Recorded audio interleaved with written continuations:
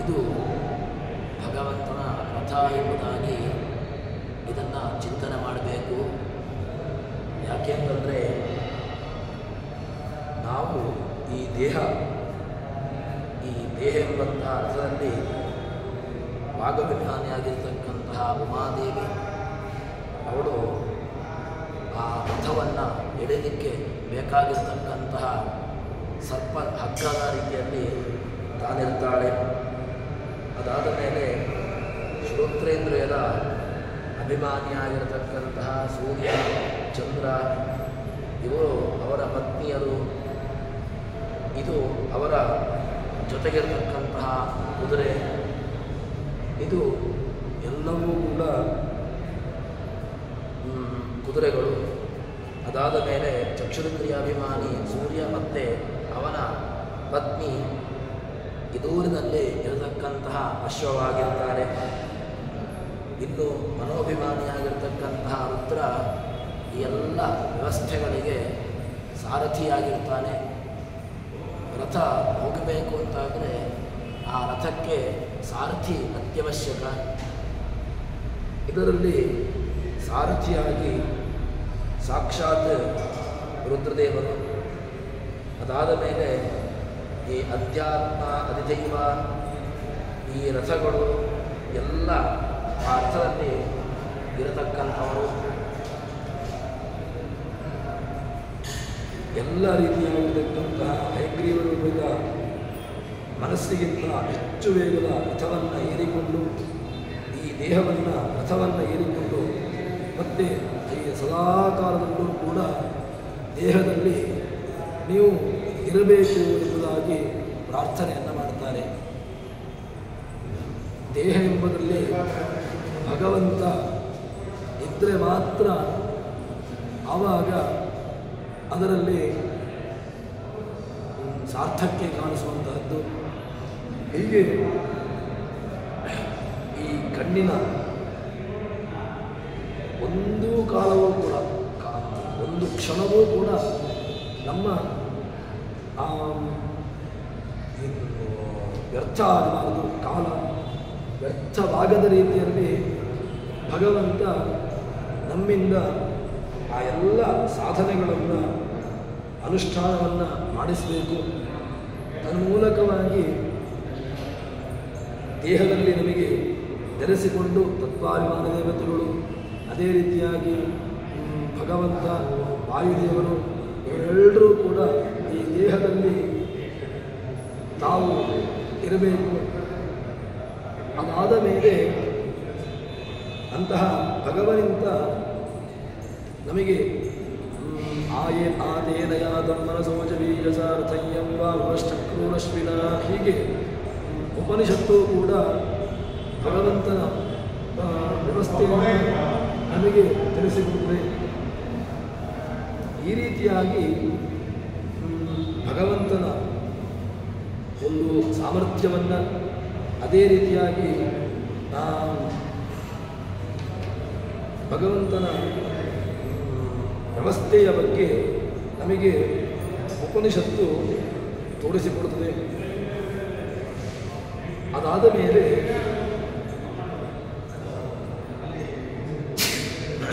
ಮುಂದೆ ಈ ಭಗವಂತ ಯಾರು ಈ ಪ್ರಳಯ ಕಾಲದಲ್ಲಿ ಇರ್ತಾನೆ, ಪ್ರಳಯ ಕಾಲದಲ್ಲಿ ಉಪನಿಷತ್ತು ಹೇಳಿರತಕ್ಕಂತಹದ್ದು ಒಬ್ಬನನ್ನು ಮಾತ್ರ. ಏನು ಅಂತ ಕೇಳಿದರೆ ಅದಕ್ಕೆ ಬೇಕಾಗಿರತಕ್ಕಂತಹ ಪ್ರಮಾಣವನ್ನು ಕೂಡ ಕೊಟ್ಟಿದೆ ವೇದಗಳು. ನಾ ಸತ್ ಆಸೀತ್, ನ ಅಸತ್ ಆಸೀತ್, ನೋ ನಾಸೀತ್ ರಜಃ, ನೋ ವ್ಯೋಮ, ಹೀಗೆ ಸತ್ಯ ಇರಲಿಲ್ಲ, ಅಸತ್ಯ ಇರಲಿಲ್ಲ, ಯಾವುದೂ ಇರಲಿಲ್ಲ. ಯಾವಾಗ? ಆ ಪ್ರಳಯ ಕಾಲದಲ್ಲಿ. ಪ್ರಳಯ ಕಾಲದ ಚಿತ್ರಣವನ್ನು ಸರಿಯಾಗಿ ನಮಗೆ ಕೊಟ್ಟಿರತಕ್ಕಂತಹದ್ದು ವೇದ. ಪ್ರಳಯ ಕಾಲದಲ್ಲಿ ಯಾವುದೋ ಒಂದು ವಸ್ತು ಇರಬೇಕು. ಅದು ಯಾರು? ಯಾವುದೂ ಇಲ್ಲ ಅಂತ ಆಗಲಿಕ್ಕೆ ಸಾಧ್ಯ ಇಲ್ಲ. ಯಾಕೆ? ಪ್ರಳಯವನ್ನು ಮಾಡಲಿಕ್ಕೆ ಪ್ರಳಯದ ಕರ್ತೃ ಒಬ್ಬ ಬೇಕಲ್ವ, ಅವನು ಆ ಪ್ರಳಯ ಕಾಲದಲ್ಲಿ ಇರಲೇಬೇಕು. ಪ್ರಳಯವನ್ನು ಮಾಡಲಿಕ್ಕೆ ಇತರರಾಗಿರ್ತಕ್ಕಂತಹ ದೇವತೆಗಳು ಯಾರೂ ಸಮರ್ಥರಲ್ಲ. ಮತ್ತು ಪ್ರಳಯ ಅದು ಭಗವಂತನ ಸೃಷ್ಟಿ ಸ್ಥಿತಿ ಸಂಹಾರದಲ್ಲಿ ಬೇರೆ ಬೇರೆ ಸಂಹಾರಗಳಿವೆ. ಕಲ್ಪಾಂತರ ಪ್ರಳಯ ಹೀಗೆ ಬೇರೆ ಬೇರೆ ರೀತಿಯಾಗಿರ್ತಕ್ಕಂತಹ ವ್ಯವಸ್ಥೆಗಳನ್ನು ಹೇಳ್ತಾರೆ. ಆದರೆ ಭಗವಂತ ಪೂರ್ತಿ ಆ ವ್ಯವಸ್ಥೆಯಲ್ಲಿದ್ದ ಎಂಬುದನ್ನು ಉಪನಿಷತ್ತು ತೋರಿಸಿಕೊಳ್ಳದೆ ಆತ್ಮಾವ ಇದಮೇಕ ಅಯೇವ ಅಗ್ರೇ ಆಸೀತ್ ನಾನ್ಯತ್ ಕಿಂಚನ ಇಷತ್. ಯಾವುದೂ ಇರಲಿಲ್ಲ. ಯಾವುದಿತ್ತು ಅಂತ ಕೇಳಿದ್ರೆ ಆತ್ಮಾವ ಇದಮೇಕ ಅಯೇವ ಅಗ್ರೇ ಆಸೀತ್. ಆತ್ಮ ಅಂತ ಹೇಳಿದ್ರೆ ಸ್ವಾಮಿ ಅಂತ ಅರ್ಥ. ಯಾಕೆ ಅಂತಂದರೆ ಆಚಾರ್ಯರು ಭಾಷ್ಯದಲ್ಲಿ ಹೇಳುವಾಗಲೂ ಕೂಡ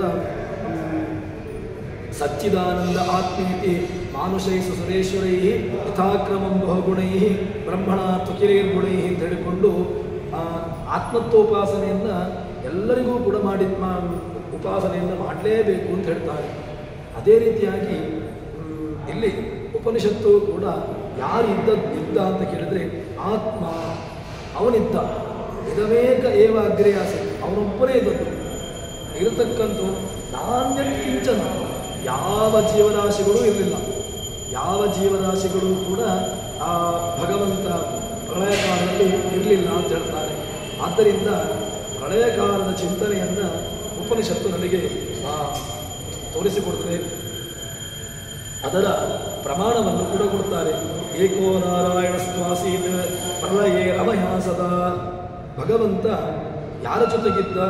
ಪ್ರಳಯ ಕಾಲದಲ್ಲಿ ರಮೆ ಇತ್ತು, ಭಗವಂತ ಇದ್ದ. ರಮಾ ಲಕ್ಷ್ಮಿ, ರಮಾದೇವಿ, ಅದೇ ರೀತಿಯಾಗಿ ನಾರಾಯಣ, ಇವರಿಬ್ಬರೂ ಕೂಡ ಪ್ರಳಯ ಕಾಲದಲ್ಲಿ ಜೊತೆಗಿರತಕ್ಕಂಥವರು. ಉಳಿದಂತಹ ಜೀವರಾಶಿಗಳು ಅವರು ಭಗವಂತನ ಹೊಟ್ಟೆಯಲ್ಲಿ ತಾವು ಇರತಕ್ಕಂಥವರು. ಮತ್ತು ಉಳಿದಂತಹ ಜೀವರಾಶಿಗಳಿಗೆ ಯಾರಿಗೂ ಕೂಡ ಪ್ರಳಯ ಕಾಲದ ಚಿಂತನೆ, ಪ್ರಳಯ ಕಾಲವನ್ನು ನೋಡಲಿಕ್ಕಾಗೋದಿಲ್ಲ. ಅದನ್ನು ಯಾಕೆ ಅಂತ ಕೇಳಿದ್ರೆ ನಿತ್ಯಾದ ಗುಣತ್ವಾತ್ ಸ ಆತ್ಮ. ಭಗವಂತ ಆತ್ಮ ಯಾಕೆ? ಯಾರೋ ಒಬ್ಬ ಜೀವನನ್ನು ಹೇಳ್ಬೋದಲ್ವ, ರುದ್ರದೇವರಿದ್ದರು ಅಂತ ಹೇಳುವ, ಅಥವಾ ಇನ್ನಿತರ ಯಾರೋ ಇದ್ದರು ಅಂತ ಹೇಳ್ಬೋದಲ್ವ ಪ್ರಳಯ ಕಾಲದಲ್ಲಿ. ಯಾಕೆ ನೀವು ಭಗವಂತನನ್ನೇ ಹೇಳ್ತೀರಿ? ಉಪನಿಷತ್ತು ಅದಕ್ಕೂ ಕೂಡ ಉತ್ತರ ಕೊಡ್ತಾನೆ. ಏನು ಅಂತ ಕೇಳಿದ್ರೆ ನಿತ್ಯಾದ ಗುಣತ್ವಾತ್, ಭಗವಂತ ನಿತ್ಯ. ನಿತ್ಯನಾಗಿರತಕ್ಕಂಥವನು ಯಾರಾದರೂ ಇದ್ದರೆ ನೀವು ಹೇಳಿ, ಅವನಂತ ತೋರಿಸಿ.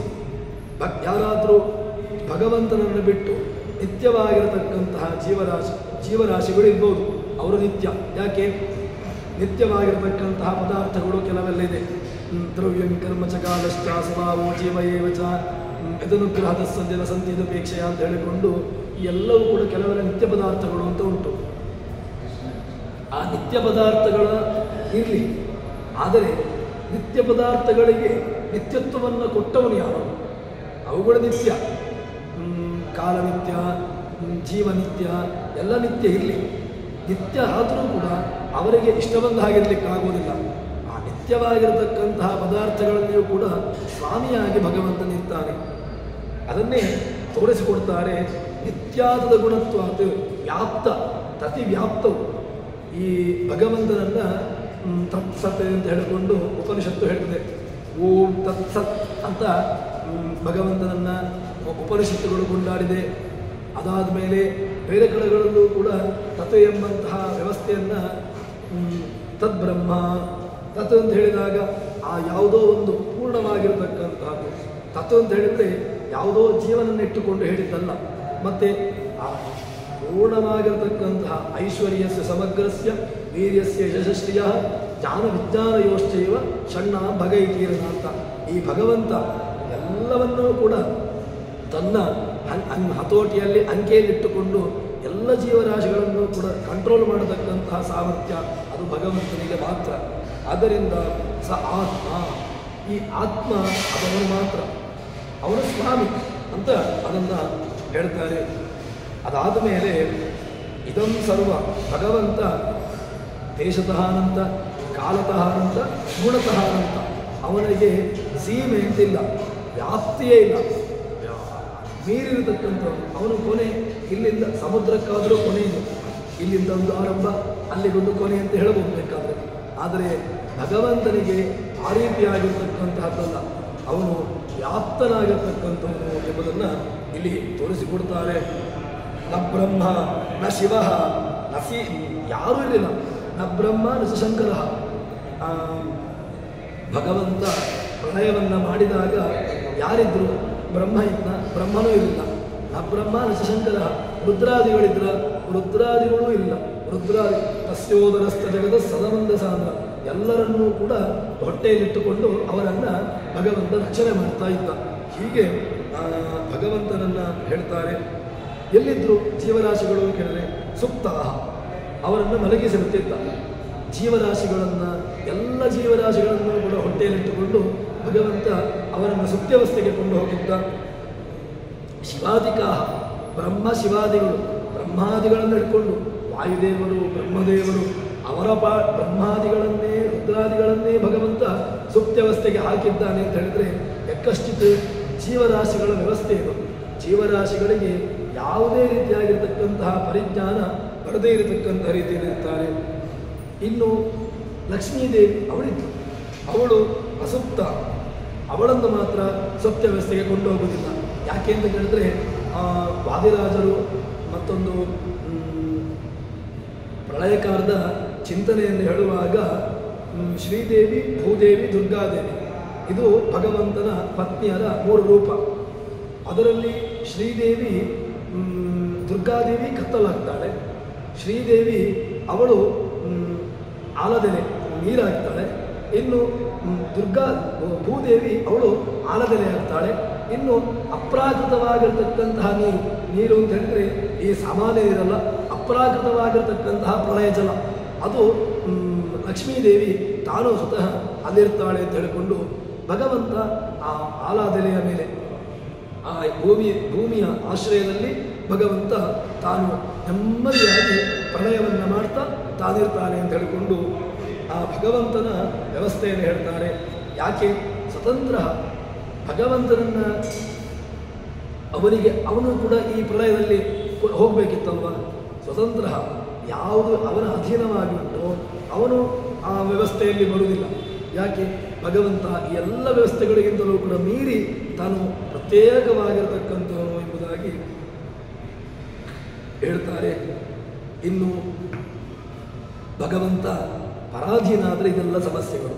ಭಗವಂತನಿಗೆ ಪರಾಧೀನತ್ವವನ್ನೇ ನಾವು ಒಪ್ಪಿಕೊಳ್ಳೋದಿಲ್ಲ. ಯಾಕೆ? ಅವನು ಜೀವ ಅಲ್ಲ, ಪರಾಧೀನನು ನಾವು ಯಾರನ್ನೋ ಆಶ್ರಯಿಸಿಕೊಂಡಿದ್ದೇವೆ, ನಮಗೆ ಯಾರದ್ದೋ ಆಶ್ರಯ ಬೇಕು. ಹೀಗೆ ಪರಾಧೀನತ್ವ ಅದು ನಮ್ಮಲ್ಲಿರತಕ್ಕಂತಹ ಧರ್ಮ. ಭಗವಂತನಿಗೆ ಯಾವ ಪರಾಧೀನತ್ವವನ್ನು ಕಲ್ಪನೆ ಮಾಡಬೇಕು ಇಲ್ಲ ಅಂತ ಹೇಳಿಕೊಂಡು ಉತ್ತರವನ್ನು ಕೊಡ್ತಾರೆ. ಸರಿ, ಭಗವಂತ ಏನು ಮಾಡ್ತಾನೆ? ಭಗವಂತನಿಗೆ ಪ್ರಳಯ ಆಯಿತು. ಪ್ರಳಯ ಆದ ಮೇಲೆ ಇಡೀ ಪ್ರಳಯವನ್ನು ಅದರ ಮುಂದಿನ ವ್ಯವಸ್ಥೆ ಏನು? ಉಪನಿಷತ್ತು ಅದನ್ನು ತೋರಿಸಿಕೊಟ್ಟಿದೆ. ಏನು ಅಂತ ಕೇಳಿದ್ರೆ, ಸ ಈಕ್ಷತ ಲೋಕಾನ್ ಅಸೃಜ ಸ ಇಮಾನ್ ಲೋಕಾನ್ ಅಸೃಜತ ಅಂಭೋ ಮರೀಚಿರ್ ಅಮರಂ ಅಪಹ ಅಂಭೋಹ ಹೇಳಿಕೊಂಡು ಮುಂದೆ ಭಗವಂತನ ಸೃಷ್ಟಿ ಹೇಗೆ ಸೃಷ್ಟಿಯಾಯಿತು, ಏನೆಲ್ಲ ಸೃಷ್ಟಿಯಾಯಿತು, ಭಗವಂತ ಇದೆಲ್ಲವನ್ನು ಸೃಷ್ಟಿ ಮಾಡಿದ, ಇದನ್ನು ಉಪನಿಷತ್ತು ನಮಗೆ ತೋರಿಸಿಕೊಟ್ಟಿದೆ. ಭಗವಂತ ಇಚ್ಛೆಪಟ್ಟ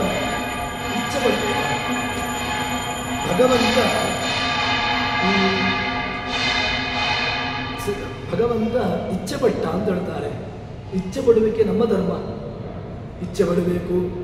ಆನಂತರ ನಾವೊಂದೇನೋ ಒಂದು ಮನೆ ಕಟ್ಟಬೇಕು ಅಂತ ಆದರೆ ಮೊದಲಿಗೆ ನಾನೊಂದು ಮನೆಯನ್ನು ಕಟ್ಟಬೇಕು ಅಂತ ಹೇಳಿಕೊಂಡು ಮೊದಲಿಗೆ ನಾನು ಸಂಕಲ್ಪವನ್ನು ಮಾಡಬೇಕು. ಅದಕ್ಕೆ ಬೇಕಾಗಿರತಕ್ಕಂತಹ ವ್ಯವಸ್ಥೆಗಳನ್ನು ಮಾಡಿಕೊಳ್ಬೇಕು. ಅದಕ್ಕೆ ಬೇಕಾಗಿರತಕ್ಕಂತಹ ಜಾಗಗಳು ಬೇಕು. ಅದಾದ ಮೇಲೆ ನನ್ನ ಪ್ರವೃತ್ತಿ ಎಂಬುದು ಇರುವಂತಹದ್ದು. ಬೇಕಾಗಿರತಕ್ಕಂಥ ಸಂಪತ್ತನ್ನು ಕೂಡಿಸಿಕೊಂಡು ಅದಾದ ಮೇಲೆ ನಾನು ಅಲ್ಲಿ ಮನೆಯನ್ನು ಕಟ್ಟುವಂತಹದ್ದು. ಇದು ನಮ್ಮ ಧರ್ಮ, ಜೀವನ ಧರ್ಮ. ಭಗವಂತ ಇಚ್ಛೆ ಪಟ್ಟ ಅಂತ ಹೇಳಿದರೆ ಇಚ್ಛೆ ಎಂಬುದು ಜೀವನ ಧರ್ಮ. ಭಗವಂತನಿಗೆ ಇಚ್ಛೆ ಪಡಬೇಕು ಅಂತ ಕೇಳಿದರೆ, ಹಾಗಿದ್ರೆ ಭಗವಂತ ಇಚ್ಛೆಪಟ್ಟು ಅನಂತರ ಅವನು ಜೀವರಾಶಿಗಳನ್ನು ಸೃಷ್ಟಿ ಮಾಡ್ತಾನೆ ಅಥವಾ ಯಾವುದೋ ಒಂದು ಕ್ರಿಯೆಯನ್ನು ಮಾಡ್ತಾನೆ ಅಂತ ಹೇಳಿದ್ರೆ, ಅವನಿಗೆ ಇಚ್ಛೆ ಪಡಬೇಕು ಅಂತ ಹೇಳಿಕೊಂಡು ಅದು ಪರಾಧೀನವಾಗಿರ್ತಕ್ಕಂತಹ ವ್ಯವಸ್ಥೆ ನೀವು ಕಲ್ಪನೆ ಮಾಡಬೇಡಿ. ಭಗವಂತ ಇಚ್ಛೆ ಪಟ್ಟ ಅಂತ ಹೇಳಿದರೆ ಅವನು ಸೃಷ್ಟಿ ಮಾಡಬೇಕು ಅಂತ ಹೇಳಿಕೊಂಡು ಚಿಂತಿಸಿದ. ಚಿಂತನೆ ಮಾಡುವ ಮೂಲಕವಾಗಿ ಅಲ್ಲಿ ಸೃಷ್ಟಿಯಾದಿಗಳು ಆಯಿತು. ಹೊರತು ಅವನು ಅದನ್ನು ಚಿಂತನೆ ಮಾಡಿ ಯಾವ ರೀತಿಯಾಗಿ ಸೃಷ್ಟಿಯನ್ನು ಮಾಡಬೇಕು, ಹೇಗೆ ಮಾಡಬೇಕು, ಈ ರೀತಿಯಾಗಿರ್ತಕ್ಕಂತಹ ಒಂದು ಪ್ಲ್ಯಾನಿಂಗ್ ವ್ಯವಸ್ಥೆಯಲ್ಲಿ ಭಗವಂತನದ್ದಲ್ಲ. ಎಲ್ಲ ಕಾಲದಲ್ಲೂ ಕೂಡ ಎಲ್ಲವನ್ನೂ ಮಾಡಲಿಕ್ಕೆ ಸಾಮರ್ಥ್ಯವುಳ್ಳಂತಹ ಭಗವಂತನಿಗೆ ಇಚ್ಛೆಪಟ್ಟು ಅವನು ಸೃಷ್ಟಿಯನ್ನು ಮಾಡಬೇಕು ಅಂತ ಹೇಳಿಕೊಂಡು ಕಲ್ಪನೆ ಮಾಡುವಂತಹದ್ದು ತಪ್ಪಾಗಿದೆ. ಆದರೂ ಕೂಡ ಹೇಳ್ತಾರೆ, ಭಗವಂತ ಇಚ್ಛಾ ಪ್ರವೃತ್ತಿ, ಭಗವಂತನಲ್ಲೂ ಕೂಡ ಅವನು ಇಚ್ಛಿಸ್ತಾನೆ, ಪ್ರವೃತ್ತಿಯನ್ನು ಮಾಡ್ತಾನೆ, ಅನಂತರ ಆ ಕರ್ಮಗಳನ್ನು ಮಾಡ್ತಾನೆ ಅಂತ ಹೇಳ್ತಾರೆ. ಮೊದಲಿಗೆ ಭಗವಂತ ಇಚ್ಛಿಸ್ತಾನೆ, ಏನು ಮಾಡ್ತಾನೆ ಅಂತ ಕೇಳಿದ್ರೆ, ಇಚ್ಛೆ ಪಡಲಿಕ್ಕೆ ಲೋಕ ಕುಸೃಜ, ನಾನು ಲೋಕಗಳನ್ನು ಸೃಷ್ಟಿಸ್ತೇನೆ ಅಂತ ಹೇಳಿಕೊಂಡು, ಮತ್ತೆ ಲೋಕವನ್ನು ಸೃಷ್ಟಿ ಮಾಡಿದರೆ ಪ್ರಯೋಜನ ಇಲ್ಲ. ಲೋಕದಲ್ಲಿ ಅಭಿಮಾನಿ ದೇವತೆಗಳನ್ನು ಎಲ್ಲರನ್ನೂ ಕೂಡ ಸೃಷ್ಟಿ ಮಾಡಬೇಕು. ಲೋಕಾಭಿಮಾನ ದೇವತೆಗಳು ಎಲ್ಲರನ್ನೂ ಕೂಡ ಸೃಷ್ಟಿ ಮಾಡಬೇಕು, ಅವರನ್ನು ಸೃಷ್ಟಿಸ್ತಾನೆ. ಅದಾದ ಮೇಲೆ ಮುಂದೆ ಅಭಿಮಾನಿ ದೇವತೆ, ನೀರಿನ ಅಭಿಮಾನಿ ದೇವತೆ ಮರೀಚಿ, ಬ್ರಹ್ಮದೇವರು, ಅನಂತರ ಸ್ವರ್ಗ ಎಲ್ಲ ಇದನ್ನು ಸೃಷ್ಟಿ ಮಾಡ್ತಾನೆ. ಹೀಗೆ ಸೃಷ್ಟಿ ಮಾಡಿಕೊಂಡು ಭಗವಂತ ಮತ್ತೆ ಪುನಃ ರಚನೆ ಮಾಡ್ತಾನಂತೆ. ಏನು ಅಂತ ಕೇಳಿದರೆ, ಇದು ಭಗವಂತನ ಸೃಷ್ಟಿಯಲ್ಲಿ ಎರಡು ರೀತಿಯಾಗಿ ಸೃಷ್ಟಿ ಇದೆ. ಒಂದು ಬ್ರಹ್ಮಾಂಡದ ಹೊರಗಿನ ಸೃಷ್ಟಿ, ಒಂದು ಬ್ರಹ್ಮಾಂಡದ ಒಳಗಿನ ಸೃಷ್ಟಿ. ಬ್ರಹ್ಮಾಂಡದ ಹೊರಗಿನ ಸೃಷ್ಟಿಯಲ್ಲೂ ಕೂಡ ಭಗವಂತನ ವ್ಯವಸ್ಥೆ ಇದೆ, ವ್ಯಾಪಾರ ಇದೆ. ಬ್ರಹ್ಮಾಂಡದ ಒಳಗಿನ ಸೃಷ್ಟಿಯಲ್ಲೂ ಕೂಡ ಭಗವಂತನ ವ್ಯಾಪಾರ ಉಂಟು. ಈ ಎರಡೂ ಸೃಷ್ಟಿಗಳು ಕೂಡ ಪೂರ್ತಿಯಾಗಿ ಭಗವದ್ಧೀನವಾಗಿಯೇ ನಡೆಯುವಂತಹದ್ದು. ಭಗವಂತನಿಂದ ಬಿಟ್ಟು ಭಗವಂತನಿಗೆ ಗೋಚರವಾಗದೆ ಸೃಷ್ಟಿಗಳಾಯಿತು ಅಂತ ಯಾವ ಕಾಲಕ್ಕೂ ಇಲ್ಲ. ಭಗವಂತ ಸೃಷ್ಟಿಸ್ತಾನೆ ಅಂತ ಹೇಳಿದರೆ ಅದು ಭಗವಂತನ ಯೋಚನೆ ಮಾಡಿ ತನ್ಮೂಲಕವಾಗಿ ಆ ಸೃಷ್ಟಿಯಾದಿಗಳನ್ನು ಮಾಡ್ತಾನೆ ಎಂಬುದಾಗಿ ಹೇಳ್ತಾರೆ. ಆ ಚೇತನಾಚೇತನವಾಗಿರ್ತಕ್ಕಂತಹ ಸೃಷ್ಟಿ ಮಾಡ್ತಾನೆ.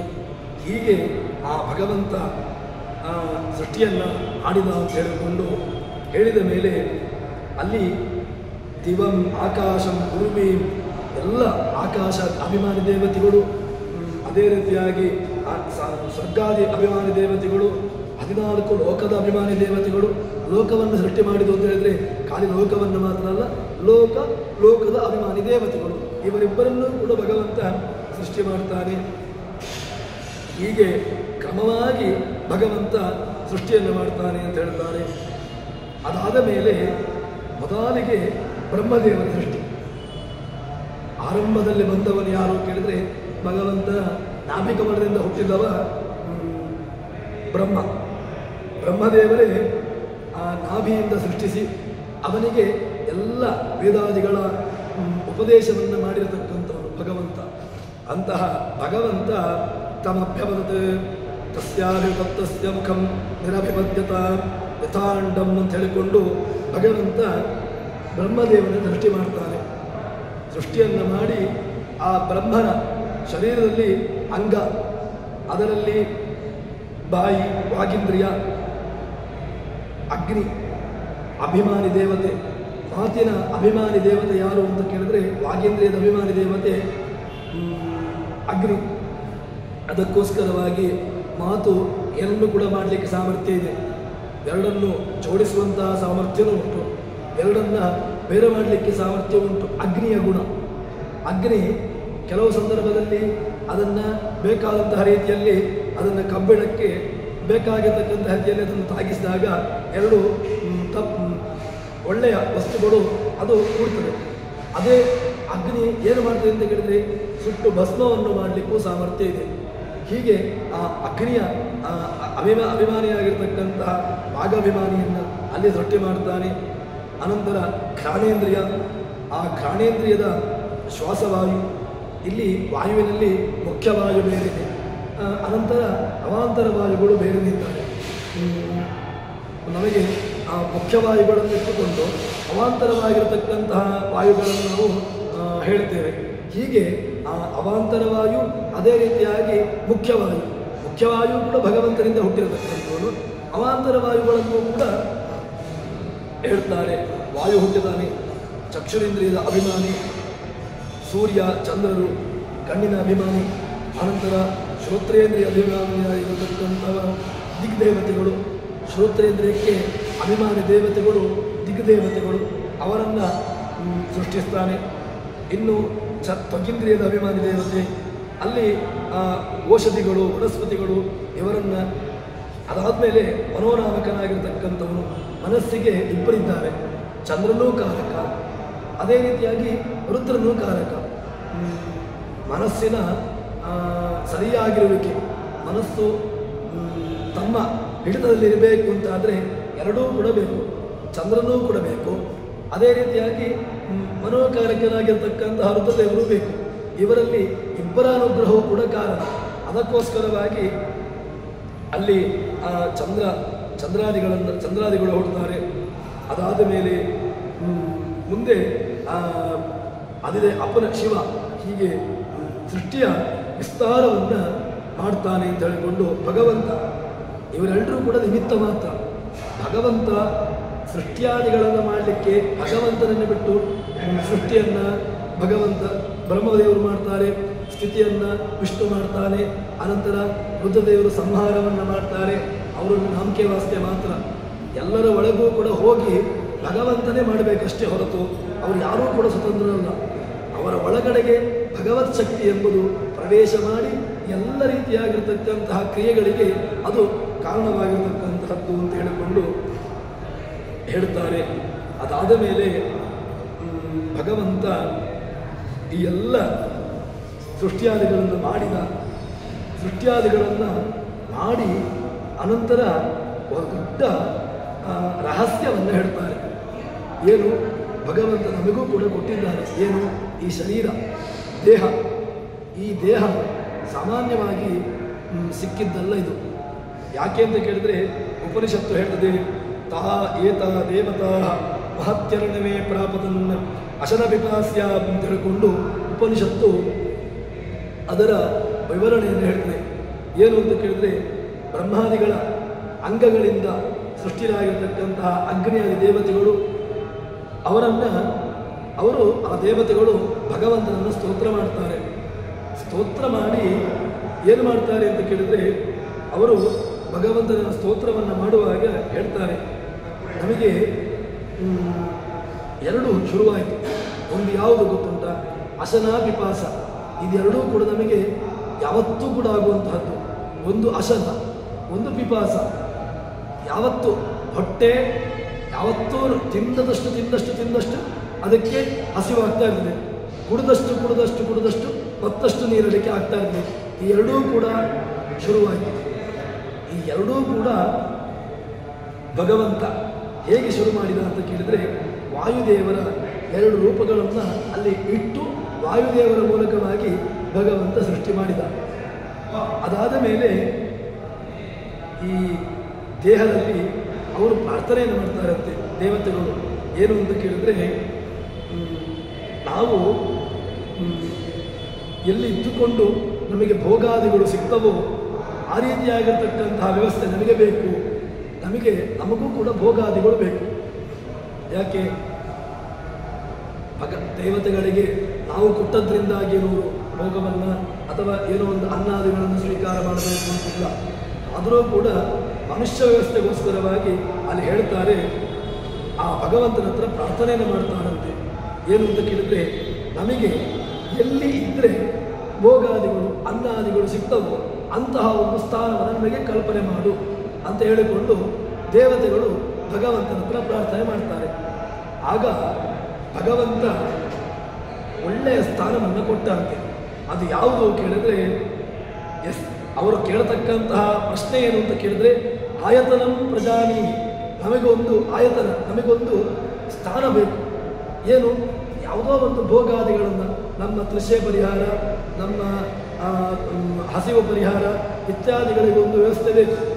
ಅದಕ್ಕೆ ಅನ್ನದಾನ ಇದೆ, ನಮಗೆ ಅನ್ನದ ವ್ಯವಸ್ಥೆ ಎಲ್ಲಿ ಸಿಗ್ತದೆ ಅಂತಹ ಒಂದು ವ್ಯವಸ್ಥೆ ಬೇಕು ಅಂತ ಹೇಳಿದಾಗ, ಅದಕ್ಕೆ ಭಗವಂತ ಕೊಟ್ಟಿರತಕ್ಕಂತಹ ವ್ಯವಸ್ಥೆ ಏನು ಅಂತ ಕೇಳಿದರೆ, ತಾಪ್ಯ ಗಾಂ ಅನಯತ್, ಗಾಂ ಒಳ್ಳೆಯ ದನವನ್ನು ಕೊಟ್ಟಂತೆ, ಈ ಗೋವಿನಲ್ಲಿ ನೀವು ಆಶ್ರಯವನ್ನು ಪಡ್ಕೊಳ್ಳಿ ಅಂತ ಭಗವಂತ ಆ ಗೋರೂಪದ ಶರೀರವನ್ನು ಕೊಟ್ಟ.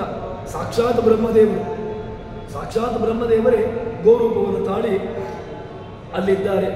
ನೀವು ಇಲ್ಲಿ ಹೋಗಿ ನೀವು ನಿಮ್ಮ ಆಶ್ರಯವನ್ನು ಪಡ್ಕೊಳ್ಳಿ ಅಂತ ಹೇಳಿದಾಗ ಹೇಳ್ತಾರೆ, ನವೈ ಅಲಂ, ನಮಗಿದು ಸಾಕಾಗಿಲ್ಲ, ಈ ಗೋರೂಪದ ವ್ಯವಸ್ಥೆ ನಮಗೆ ಸಾಕಾಗಿಲ್ಲ, ತುಂಬ ಬಂದಿದ್ದೇವೆ ನಾವು, ಗೋವಿನಲ್ಲಿ ಸಾಕಾಗಿಲ್ಲ ಅಂತ ಹೇಳಿಕೊಂಡು ಹೇಳ್ತಾರೆ. ಆದಮೇಲೆ ಹೇಳ್ತಾರೆ, ಅಶ್ವರೂಪದ ಒಂದು ಶರೀರವನ್ನು ಕೊಡ್ತಾರೆ ಭಗವಂತ. ಆ ಅಶ್ವರೂಪದ ಶರೀರವನ್ನು ಪ್ರವೇಶ ಮಾಡಿ ಅಂತ ಹೇಳ್ತಾರೆ. ಅಲ್ಲಿಯೂ ಕೂಡ ಪ್ರವೇಶ ಮಾಡಿದ್ರು, ಅದೂ ಕೂಡ ನಮಗೆ ಆಗಲಿಲ್ಲ ಅಂತ ಹೇಳ್ತಾರೆ. ಮತ್ತೆ ಕೊನೆಗೆ ಕೊಟ್ಟದ್ದು ಎಲ್ಲಿ ಕೇಳಿದರೆ ಪುರುಷೋ ಅವಸುಕೃತಂ, ಶರೀರ, ಈ ದೇಹ, ತತ್ವಾಭಿಮಾನ ದೇವತೆಗಳು ಎಲ್ಲ ಕಡೆಗಳಲ್ಲಿದ್ದಾರೆ. ಕಣ್ಣಿನಲ್ಲಿದ್ದಾರೆ, ಮೂಗಿನಲ್ಲಿ, ತ್ವಗಿಂದ್ರಿಯದಲ್ಲಿ, ಕಾಲಿನಲ್ಲಿ, ಕೈಯಲ್ಲಿ, ಎಲ್ಲ ಇಂದ್ರಿಯದಲ್ಲಿ ವ್ಯಾಪಿಸಿಕೊಂಡಿದ್ದಾರೆ. ಯಾವಾಗ ಗೊತ್ತಾಗ್ತದೆ ಗೊತ್ತುಂಟ, ಈ ಕೆಲಸಗಳು ನಿಲ್ಲಬೇಕು. ಕೈಯ ಕೆಲಸ ಮಾಡಲಿಕ್ಕಾಗಬಾರ್ದು, ಕೈ ಎತ್ತಲಿಕ್ಕಾಗಬಾರ್ದು, ಕಾಲು ನಡಿಲಿಕ್ಕಾಗಬಾರ್ದು, ಕಿವಿ ಕೇಳಬಾರ್ದು, ಕಣ್ಣು ಕಾಣಬಾರ್ದು. ಈ ರೀತಿಯಾಗಿ ಆದಾಗ ಓ ಅಲ್ಲಿ ಒಬ್ಬರು ಯಾರೋ ಇದ್ದರು ಅಂತ ಗೊತ್ತಾಗ. ಭಗವಂತ ಇರಲಿ, ಭಗವಂತನ ವ್ಯವಸ್ಥೆ ಅದೊಂದು ಇದ್ದೇ ಇದೆ. ಆದರೆ ಅದಕ್ಕೊಂದು ಪರ್ಟಿಕ್ಯುಲರ್ ಆಗಿ ತತ್ವಾಭಿಮಾನ ದೇವತೆಗಳು ಇದ್ದರು ಅಂತ ಗೊತ್ತಾಗೋದು ಯಾವಾಗ ಅಂತ ಕೇಳಿದರೆ ಅದು ಕಾರ್ಯವನ್ನು ಮಾಡಬಾರ್ದು. ಭಗವಂತ ಇದ್ದುಕೊಂಡು ಮಾಡ್ತಾ ಇದ್ದ ಅದೊಂದು ಇದ್ದದ್ದೇ, ಅದೊಂದು ವಿಷಯ ಹೌದು. ಆದರೆ ವ್ಯವಸ್ಥಿತವಾಗಿ ಅಲ್ಲಿದ್ದದ್ದು ತತ್ವಾಭಿಮಾನ ದೇವತೆಗಳಲ್ಲ. ಕೈಯಲ್ಲಿ, ಕಾಲಲ್ಲಿ ಸೂರ್ಯಚಂದ್ರಾದಿಗಳಿದ್ರು, ಕಿವಿಯಲ್ಲಿ ದಿಗಭಿಮಾನಿ ದೇವತೆಗಳಿದ್ರು. ಎಲ್ಲರೂ ಕೂಡ ಅಲ್ಲಿ ಇದ್ದುಕೊಂಡು ಇದ್ದರೆ ಮಾತ್ರ ಆಯಾಯ ಕಣ್ಣು ನೋಡ್ತದೆ, ಕಿವಿ ಕೇಳ್ತದೆ, ಕೈಯಲ್ಲಿ ಯಾವುದೋ ಒಂದು ವ್ಯವಸ್ಥೆಯನ್ನು ಪೂಜಾದಿಗಳನ್ನು ಮಾಡ್ತೇವೆ, ಕಾಲು ನಡಿಲಿಕ್ಕೆ ಶುರು ಮಾಡ್ತೇವೆ, ಪ್ರದಕ್ಷಿಣಾದಿಗಳನ್ನು ಮಾಡ್ತೇವೆ. ಇದಕ್ಕೆಲ್ಲದಕ್ಕೂ ಕೂಡ ಅದು ಉಪಕೃತವಾಗಿದೆ. ಆದರೆ ಈ ಎಲ್ಲವೂ ಕೂಡ ಇದರ ಮಹತ್ವ ಗೊತ್ತಾಗುವುದು ಯಾವಾಗ ಕೇಳಿದರೆ ಇದು ಯಾವುದೂ ಕೂಡ ಕಾರ್ಯ ಮಾಡಬಾರ್ದು. ನಾಲಿಗೆಯಲ್ಲಿ ಒಂದೆರಡು ದಿವಸಗಳು ಜ್ವರ ಬಂದಾಗ ನಾಲಿಗೆ ತನ್ನ ಕೆಲಸವನ್ನು ಮಾಡುವುದಿಲ್ಲ. ಉಪ್ಪು ತಿನ್ನಿ, ಖಾರ ತಿನ್ನಿ, ಏನು ತಿಂದರೂ ಕೂಡ ಬಾಯಿಗೆ ರುಚಿಸೋದಿಲ್ಲ. ಯಾಕೆ? ಎಲ್ಲವೂ ಇತ್ತು, ನಮ್ಮದೇ ಅಲ್ವಾ. ನಾಲಿಗೆ ನಾವು ಹೇಳಿದಂತೆಯೇ ಎಲ್ಲವನ್ನೂ ತಿಂತಾ ಇತ್ತು. ಪಂಚಪಕ್ಷ ಪರಮಾನು ಹಿಂದಿನ ದಿವಸದ ಕುರಿತಿನ ತಿಂತಾ ಇತ್ತು. ಆದರೆ ಯಾವುದೋ ಒಂದು ದಿವಸ ಅನಾರೋಗ್ಯದ ದಿವಸ ಅದೇ ನಾಲಿಗೆಗೆ ಏನು ಹಾಕಿದರೂ ಕೂಡ ಏನೂ ಬೇಡ ಅಂತ ಹೇಳ್ತಾ ಇದ್ದೆ. ಯಾಕೆ?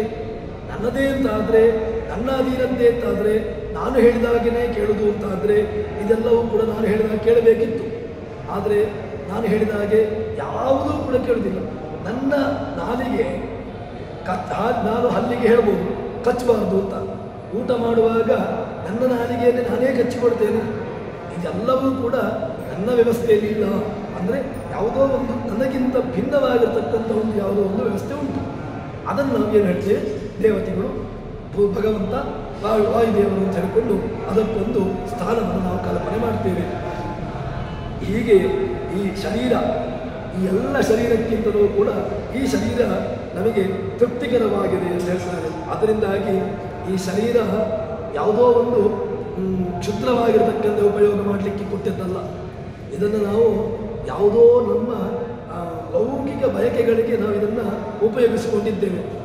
ಈ ಶರೀರ ಭಗವಂತ ಕೊಟ್ಟಿದ್ದಾನೆ, ಯಾಕೋಸ್ಕರ ಉಪಯೋಗಿಸ್ತಾ ಇದ್ದೇವೆ ಅಂತ ಕೇಳಿದರೆ ಎಲ್ಲ ಯಾವುದೋ ಒಂದು ವ್ಯವಸ್ಥೆ, ಎಲ್ಲಿಗೋ ನೋಡಬೇಕು, ಯಾವುದೋ ಕೇಳಬೇಕು, ಏನೋ ಮುಟ್ಟಬೇಕು, ಎಲ್ಲಿಗೋ ಹೋಗಬೇಕು, ತೀರ್ಥಯಾತ್ರೆಯನ್ನು ಮಾಡೋದಿಲ್ಲ, ಭಗವಂತನ ಬಗ್ಗೆ ನೋಡೋದಿಲ್ಲ, ಭಗವಂತನ ಬಗ್ಗೆ ಕೇಳೋದಿಲ್ಲ, ಭಗವಂತನ ಪೂಜಾದಿಗಳಿಗೆ ಭಗವಂತನಿಗೆ ಬೇಕಾಗಿರತಕ್ಕಂಥ ವ್ಯವಸ್ಥೆಗಳನ್ನು ಇದನ್ನು ಉಪಯೋಗಿಸುವುದಿಲ್ಲ.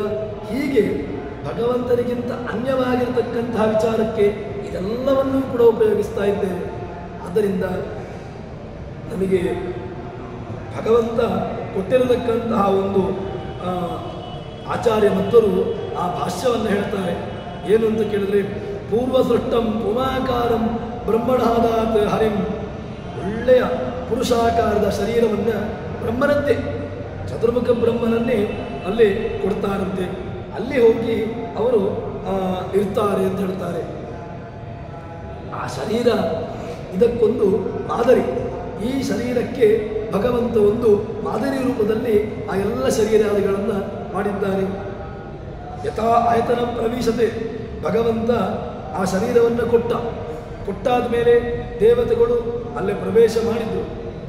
ಅಲ್ಲಿ ಹೋಗಿ ಎಲ್ಲಿ ಪ್ರವೇಶವನ್ನು ಮಾಡಿದ್ರು ಕೇಳಿದ್ರೆ ಅಗ್ನಿ ವಾಗೀಂದ್ರಿಯದಲ್ಲಿ ಹೋಗಿ ಕೂತ್ಕೊಂಡ ಮಾತು,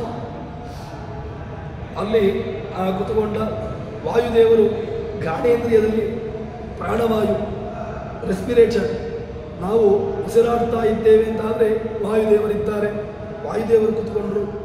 ಅನಂತರ ಚಕ್ಷುರಿಂದ್ರಿಯದಲ್ಲಿ ಸೂರ್ಯಚಂದ್ರಾದಿಗಳು, ದಿಗವಿಜ್ಞಾನಿ ದೇವತೆಗಳು, ಅದಾದ ಮೇಲೆ ಶ್ರೋತ್ರೇಂದ್ರಿಯದಲ್ಲಿ ಔಷಧಿ ವನಸ್ಪತಿಗಳು, ರೋಮದಲ್ಲಿ, ಅದಾದ ಮೇಲೆ ಮನೋನಾಮಕನಾಗಿರ್ತಕ್ಕಂತಹ ರುದ್ರ, ಅವನು ಮನಸ್ಸಿನಲ್ಲಿ ಅಪಾರನಾಮಕನಾಗಿರ್ತಕ್ಕಂಥವರು ನಾಭಿಯಲ್ಲಿ, ಅದಾದ ಮೇಲೆ ಶಿವ ಜಲಾಭಿಮಾನಿಯಾಗಿರ್ತಕ್ಕಂಥವನು ಶಿವ, ಅವನು ಕೂಡ ದೇಹದಲ್ಲಿ ಒಂದೊಂದು ರೂಪದಲ್ಲಿ ತಾನು ಪ್ರವೇಶ ಮಾಡಿ ಅಲ್ಲಿ ಕುತ್ಕೊಂಡ. ಅನಂತರ ಹೇಳ್ತಾರೆ ಉಪನಿಷತ್ತು, ಹಸಿವು ನೀರಡಿಕೆಗಳು, ನಮಗೆ ಹಸಿವು ಆಗ್ತದೆ, ನೀರಡಿಕೆ ಆಗ್ತದೆ. ಎಲ್ಲಿಂದ ಆಗ್ತದೆ ಅಂತ ಕೇಳಿದರೆ, ಬೆಳಗ್ಗೆ ತಂದಿರ್ತೇನೆ, ಬೆಳಗ್ಗೆ ಸರಿಯಾಗಿ ಯಾವುದೋ ಒಂದು ಫಲಾಹಾರವನ್ನು ಮಾಡಿರ್ತಾನೆ, ಮಧ್ಯಾಹ್ನ 12 ಗಂಟೆಗೆ ಆಗುವಾಗ ಸರಿಯಾಗಿರ್ತದೆ, 12 ಗಂಟೆಗೆ ಆಗುವಾಗ ಹೊಟ್ಟೆಗೆ ಮತ್ತೆ ಪುನಃ ಬೇಕು ಬೇಕು ಬೇಕು ಅಂತ ಶುರು ಮಾಡ್ತದೆ. 12 ಗಂಟೆಯಿಂದ ತಿಂದಾದ ಮೇಲೆ ಮತ್ತೆ ಪುನಃ 3 ಗಂಟೆಗೋ 4 ಗಂಟೆಗೋ ಮತ್ತೆ ಪುನಃ ಶುರುವಾಗ್ತದೆ. ಮಧ್ಯದಲ್ಲಿ ತ್ರಿಷಾದಿಗಳು ಆಗ್ತಾನೆ ಇರ್ತದೆ. ಎಲ್ಲವೂ ಕೂಡ ಒಳಗಡೆ ಒಂದು ಬೆಂಕಿ ಇಲ್ಲ ಅಂತ ಆದರೆ, ಅಜೀರ್ಣ ಇಲ್ಲದ್ರೆ ಎಲ್ಲ ಅಜೀರ್ಣವೇ ಆಗುವಂಥದ್ದು. ಒಳಗಡೆ ವೈಶ್ವಾನರಾಗ್ನಿ ಇಲ್ಲ ಅಂತ ಆದರೆ ಏನೂ ಆಗೋದಿಲ್ಲ. ಒಳಗಡೆ ಆ ಶಕ್ತಿ ಎಲ್ಲ ಒಳಗಿದ್ದುಕೊಂಡು ತಿಂದಿರತಕ್ಕಂತಹ ಏನು ಆಹಾರಗಳುಂಟು ಅದನ್ನು ರಕ್ತ, ಮಜ್ಜ, ಮಾಂಸ, ಅದೇ ರೀತಿಯಾಗಿ ಬೇರೆ ಬೇರೆ ವ್ಯವಸ್ಥೆಗಳು, ಕೆಲವು ರಕ್ತವಾಗ್ತದೆ, ಕೆಲವು ಮಾಂಸವಾಗ್ತದೆ, ಹೀಗೆ ಬೇರೆ ಬೇರೆ ಕಡೆಗಳಿಗೆ ಅದನ್ನು ಹೊಂದಿಸುವಂತಹ ವ್ಯವಸ್ಥೆ ಯಾರು ಮಾಡಿದ್ದು? ನಾವೇನು ತಿನ್ನುವಾಗ ನಾವು ರಕ್ತವನ್ನು ಕುಡಿದ್ವ? ಇದು ನಾವು ರಕ್ತವನ್ನು ಕುಡಿಯುವ ಮೂಲಕವಾಗಿ ಇದು ರಕ್ತವಾಗಲಿ, ಅಥವಾ ಮಾಂಸವನ್ನು ತಿನ್ನುವ ಮೂಲಕವಾಗಿ ನನ್ನ ಒಳಗಿರತಕ್ಕಂತಹ ಮಾಂಸವಾಗಲಿ ಅಂತ ಹೇಳಿಕೊಂಡು ಹೀಗೆ ಕೂತ್ಕೊಂಡು ಏನಾದರೂ ಭೇದವನ್ನು ಮಾಡಿಕೊಂಡು ತಿನ್ನದ್ದ? ಹೀಗಲ್ಲ. ಒಳಗಡೆ ಹೋದ ಮೇಲೆ ಎಲ್ಲ ವ್ಯವಸ್ಥೆಗಳನ್ನು ಕೂಡ ಆಯಿತು. ರಕ್ತದ ಭಾಗ ರಕ್ತ ಆಯಿತು, ಸೂಕ್ಷ್ಮವಾಗಿರತಕ್ಕಂತಹ ಮನಸ್ಸಾಯಿತು, ಎಲ್ಲ ವ್ಯವಸ್ಥೆಗಳು ಯಾರು ಕೂತ್ಕೊಂಡು ಮಾಡಿದ್ದು? ಯಾರು ಅಂತ ಗೊತ್ತಿಲ್ಲ. ಎಲ್ಲವೂ ಆಗಿದೆ, ಮಾತ್ರ ಅದು ಮಾಡಿದ್ಯಾರು ಅದು ಗೊತ್ತಿಲ್ಲ, ಅದಕ್ಕೆ ಉತ್ತರ ಇಲ್ಲ. ಅದಕ್ಕೆ ಉಪನಿಷತ್ತು ಉತ್ತರವನ್ನು ಹೇಳ್ತದೆ. ಏನು ಅಂತ ಕೇಳಿದ್ರೆ, ತಮ ಅಶನಂ ಪಿಪಾಸೆ ಅಬ್ರೂತಾಂ ಅವಾಭ್ಯಾಂ ಅಭಿಪ್ರಜಾನೀಹಿ ತೇ ಅಬ್ರವೀತ್ ಏತಾಸ್ವೇವಂ ವಾಂ ದೇವತಾ ಸುಭಜಾಮಿ. ಹೇಳ್ತಾರೆ, ಅಶನಾ ವಿಪಾಸ, ನೀರಡಿಕೆ, ಹಸಿವು, ಇದು ಎರಡೂ ಕೂಡ ವಾಯುವಿನ ರೂಪಗಳು. ಇವರು ಇಬ್ಬರೂ ಕೂಡ ಏನು ಅಂತ ಕೇಳಿದ್ರೆ, ವಾಯುದೇವರು ಭಗವಂತನ ಆಜ್ಞಾನುಸಾರವಾಗಿ ಕೆಲಸವನ್ನು ಮಾಡತಕ್ಕಂಥವರು. ದೇವತೆಗಳ ಜೊತೆಗಿರ್ತಾರೆ. ಅದಾದ ಮೇಲೆ ಆ ದೇವತೆಗಳಿಗೆ ಹವಿರ್ಭಾಗವನ್ನು ನೀಡುವಂತೆ ಮಾಡ್ತಾನೆ. ಅದಾದ ಮೇಲೆ ದೇವತೆಗಳಿಗೆ ಹವಿಸ್ಸನ್ನು ಕೊಟ್ಟರೆ ಆ ಎಲ್ಲ ಹವಿಸ್ಸನ್ನು, ಹವಿರ್ಭಾಗವನ್ನು ಆಯಾಯ ದೇವತೆಗಳಿಗೆ ಮುಟ್ಟಿಸತಕ್ಕಂತಹ ವ್ಯವಸ್ಥೆ ಎಲ್ಲವನ್ನೂ ಕೂಡ ಭಗವಂತ ವಾಯುದೇವರು, ಭಗವಂತನ ಆಜ್ಞಾನುಸಾರವಾಗಿ ವಾಯುದೇವರು ಮಾಡ್ತಾರೆ. ಆದ್ದರಿಂದ ನಮ್ಮ ದೇಹದಲ್ಲಿ ಈ ಅಶನ, ನೀರಡಿಕೆ, ಅದೇ ರೀತಿಯಾಗಿ ಪಿಪಾಸೆ, ಅದೇ ರೀತಿಯಾಗಿ ಹಸಿವು, ಈ ಎರಡೂ ಕೂಡ ಎಲ್ಲಿಂದ ಅಂತ ಕೇಳಿದರೆ ಭಗವಂತನ ವ್ಯವಸ್ಥೆಗೆ ಅನುಸಾರವಾಗಿ ಅದು ಆಗುವಂತಹದ್ದು ಅಂತ ಹೇಳ್ತಾರೆ. ಹೀಗೆ ಭಗವಂತ ಎಲ್ಲ ರೀತಿಯಲ್ಲಿ ಭಗವಂತ ಒಂದು ವ್ಯವಸ್ಥೆಯನ್ನು ಮಾಡಿದ್ದಾನೆ ಅಂತಾದರೆ ತಾನು ಆಜ್ಞಾನುಸಾರವಾಗಿ ವಾಯುದೇವರು ಭಗವಂತನ ಆಜ್ಞೆಗೆ ಸರಿಯಾಗಿರ್ತಕ್ಕಂತಹ ಅವರು ಇರ್ತಾರೆ. ಭಗವಂತ ಏನನ್ನು ಯೋಚನೆ ಮಾಡ್ತಾನೆ ಅದಕ್ಕೆ ಭಗವಂತ ವಾಯುದೇವರಿಗೆ ಹೇಳಬೇಕು ಅಂತಿಲ್ಲ. ಅದಕ್ಕೆ ಸರಿಯಾಗಿರ್ತಕ್ಕಂತಹ ವ್ಯವಸ್ಥೆಯಲ್ಲಿ ವಾಯುದೇವರು ತಮ್ಮ ಕಾರ್ಯವನ್ನು ಮಾಡ್ತಾ ಇರ್ತಾರೆ. ಹೀಗೆ ಆ ವಾಯುದೇವರು ಭಗವಂತನ ಆಜ್ಞಾನುಸಾರವಾಗಿ ತಾವು ದೇವತೆಗಳ ಶರೀರದಲ್ಲಿ, ಅದೇ ರೀತಿಯಾಗಿ ಇಲ್ಲಿ ಈಗ ಪ್ರಕೃತವಾಗಿ 3 ಶರೀರವನ್ನು ಹೇಳ್ತಾರೆ. ಒಂದು ಆ ಗೋವಿನ ಶರೀರ, ಒಂದು ಅಶ್ವದ ಶರೀರ, ಒಂದು ಪುರುಷಾಕಾರ. ಇದು 3 ಕೂಡ ಬ್ರಹ್ಮದೇವರೇ. ಬ್ರಹ್ಮದೇವರೇ ಆ 3 ಶರೀರ ರೂಪದಲ್ಲಿ ಅವರು ಇರ್ತಾರೆ ಅಂತ ಹೇಳಿಕೊಂಡು ಹೇಳ್ತಾರೆ. ಅದಾದ ಮೇಲೆ ಮುಂದೆ ದೇವತೆಗಳಿಗೆ ಭಗವಂತನಿಗೆ ಅನ್ನ ಯಾವುದು ಅಂತ ಮುಂದೆ ಉಪನಿಷತ್ತು ಹೇಳಿದೆ. ಯಾವುದು? ಭಗವಂತನಿಗೆ ಅನ್ನ ನಾವು ಮಾಡಿದ ಅನ್ನ ಅಲ್ಲ. ಮತ್ತೆ ಭಗವಂತನಿಗೆ ಅನ್ನ ಯಾವುದು ಕೇಳಿದ್ರೆ ಇಡೀ ಜಗತ್ತೇ ಅನ್ನ. ಇಡೀ ಜಗತ್ತನ್ನು ಸಂಹಾರ ಮಾಡುವಾಗ, ಜಗತ್ತನ್ನು ಪ್ರಳಯ ಕಾಲದಲ್ಲಿ ಸಂಹಾರ ಮಾಡುವಾಗ ಭಗವಂತ ಇಡೀ ಜಗತ್ತನ್ನು ತಾನು ನುಂಗಿ ನೀರು ಕುಡಿಯುವನು. ಅದರಿಂದಾಗಿ ಭಗವಂತನಿಗೆ ಅನ್ನಸ್ಥಾನೀಯವಾಗಿರತಕ್ಕಂತಹದ್ದು ಈ ಜಗತ್ತು. ಅಂತಹ ಜಗತ್ತು ಭಗವಂತನಿಗೆ ಅನ್ನದ ರೂಪದಲ್ಲುಂಟು. ಇಂತಹ ಇಮೇನು ಲೋಕಾಶ್ಚ ಲೋಕಪಾಲಾಶ್ಚ ಅನ್ನಂ ಏಭ್ಯ ಸೃಜ. ಭಗವಂತ ಈ ಅನ್ನವನ್ನು ಸೃಷ್ಟಿಸ್ತಾನಂತೆ. ಸೃಷ್ಟಿಸಿ ಅದರಿಂದ ನೋಡ್ತಾರೆ ಏನು ಅಂತ ಕೇಳಿದ್ರೆ, ದೇವತೆಗಳ ಆ ಒಂದು ಅಂಶದಿಂದಾಗಿ ಒಂದು ಶರೀರ ಹೊರಟಿದೆ. ಅದರಿಂದಾಗಿ ಬೇರೆ ಬೇರೆ ರಸಗಳು, ಸ್ವಾದು, ಕಟುಕ, ಲವಣ, ತಿಕ್ತ, ಹೀಗೆ ಕಹಿ ಈ ರೀತಿಯಾಗಿರತಕ್ಕಂಥ ರಸಗಳು ಇದೆಲ್ಲವೂ ಕೂಡ ಬರ್ತವೆ. ಅದಾದ ಮೇಲೆ ಅನ್ನಾಭಿಮಾನಿಯಾಗಿರತಕ್ಕಂತಹ ಬ್ರಹ್ಮ, ಹೀಗೆ ಪ್ರತ್ಯೇಕವಾಗಿರತಕ್ಕಂತಹ ವ್ಯವಸ್ಥೆಗೆ ಅನುಸಾರವಾಗಿ ಭಗವಂತ ಈ ಅನ್ನವನ್ನು ಸೃಷ್ಟಿಸಿದ ಅಂತ ಹೇಳಿಕೊಂಡು ಉತ್ತರವನ್ನು ಕೊಡ್ತಾರೆ. ಭಗವಂತ ಒಂದು ಶರೀರವನ್ನು ಇಟ್ಟುಕೊಂಡು ತಾನು ಜಗತ್ತಿಗೆ ಏನು ಮಾಡಬೇಕು, ಯಾವ ರೀತಿಯಾಗಿರತಕ್ಕಂತಹ ವ್ಯವಸ್ಥೆಯನ್ನು ಮಾಡಬೇಕು ಅಂತ ಹೇಳಿಕೊಂಡು ಭಗವಂತ ಇಡೀ ಆ ದೇವತೆಗಳಿಗೆ ಇಟ್ಟುಕೊಂಡು ಅದೇ ರೀತಿಯಾಗಿ ಎಲ್ಲ ವ್ಯವಸ್ಥೆಗಳನ್ನು ಅನುಸಾರವಾಗಿ ಭಗವಂತ ಸೃಷ್ಟಿ ಮಾಡ್ತಾನೆ ಅಂತ ಹೇಳಿಕೊಂಡು ಇಲ್ಲಿ ಉಪನಿಷತ್ತು ನಮಗೆ ಉತ್ತರವನ್ನು ಕೊಟ್ಟಿದೆ. ಇನ್ನು ಮುಂದೆ ಭಗವಂತ ಯಾವ ರೀತಿಯಾಗಿ ಯಾವ ಶರೀರದಲ್ಲಿದ್ದುಕೊಂಡು ಭೋಗವನ್ನು ಅನುಭವಿಸ್ತಾನೆ ಎಂಬುದನ್ನು ಮುಂದೆ ಹೇಳ್ತಾರೆ. ಅದನ್ನು ಮುಂದಕ್ಕೆ ಸೇರಿದಾಗ ಅಂತ ಹೇಳಿ ಹರಿಪ್ರಿಯದ ಶ್ರೀಕೃಷ್ಣ ನಮಸ್ಕಾರ.